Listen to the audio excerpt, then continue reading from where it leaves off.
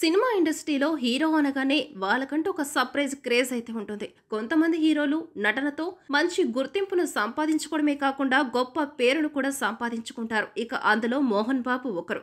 ఒకప్పుడు నటుడిగా మంచి గుర్తింపును సంపాదించుకొని చాలా సంవత్సరాల పాటు ఇండస్ట్రీలో టాప్ యాక్టర్ గా కొనసాగిన మోహన్ బాబు ప్రస్తుతం సినిమాలేమీ చేయకుండా ఖాళీగా ఉంటున్నాడు.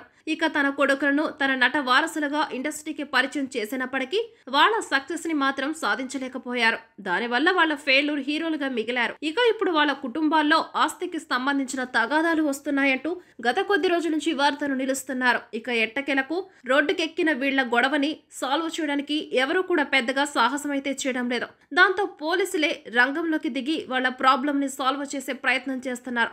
ఇక ఇదిలా ఉంటే నిన్న నైట్ మోహన్ బాబు క్షేమ సమాచారాన్ని తెలుసుకోవడానికి కొంతమంది మీడియా మిత్రులు ఆయన ఇంటికి వచ్చారు. కానీ అప్పటికే ప్రెస్టేషన్ లో ఉన్న మోహన్ బాబు ప్రముఖ టీవీ ఛానల్ రిపోర్టర్ మీద దాడి చేశాడు. దాంతో రంజిత్ అనే పేరు గల ఆ రిపోర్టర్ యొక్క బోన్ ఫ్రాక్చర్ అయినట్లుగా తెలుస్తుంది. ఇక దీంతో మీడియా జర్నలిస్టులందరూ ఈ విషయాన్ని తెలుసుకొని మోహన్ బాబు మీద తీవ్రమైన విమర్శలు అయితే చేస్తున్నారు. ఇక ఈ గొడవల మధ్యలో మోహన్ బాబు పరిస్థితి ఏంటి, తను ఎలా ఉన్నాడనే విషయాన్ని తెలుసుకోవడానికి వచ్చిన రిపోర్టర్స్ మీద అలా దాడి చేయడం సరైన పద్ధతి అయితే కాదు. ఇక ఆ రంజిత్ అనే వ్యక్తి అయ్యప్ప మాలలో ఉన్నాడు. ఆయన అసలు ఎలాంటి క్వశ్చన్ అడగకముందే తను అలా ప్రెస్టేట్ అయ్యి మైక్ తీసి అతని మొహానికి విసిరి కొట్టడంతో ఆయన అక్కడికక్కడే కింద పడిపోయాడు. దాంతో గాయాలు కూడా అయ్యాయి. మరి ఇలాంటి సందర్భంలో ఎందుకు మోహన్ బాబు అంత ఫ్రస్ట్రేషన్ లో ఉన్నాడు? తన కొడుకులను కంట్రోల్లో పెట్టుకున్నాను, క్రమశిక్షణతో పెంచుతున్నాను అంటూ డబ్బా కొట్టుకునే మోహన్ బాబు ఇలాంటి ఒక దుస్థితికి ఎందుకు దిగజారాడంటూ సినిమా పెద్దలతో పాటు మీడియా జర్నలిస్టులు సైతం మోహన్ బాబు మీద తీవ్రమైన విమర్శలైతే చేస్తున్నారు.